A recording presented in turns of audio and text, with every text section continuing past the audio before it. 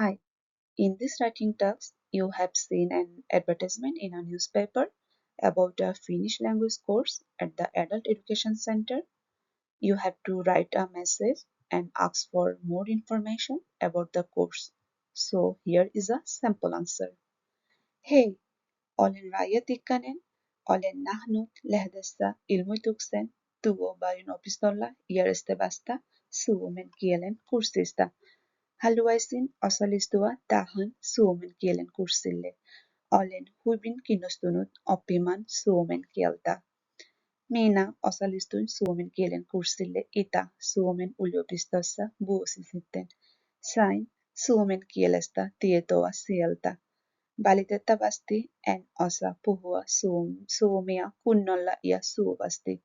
Toivon, että saan kurssistanne paljon hyötyä, koska tämä kurssi on tarkoitettu aloittelijoille.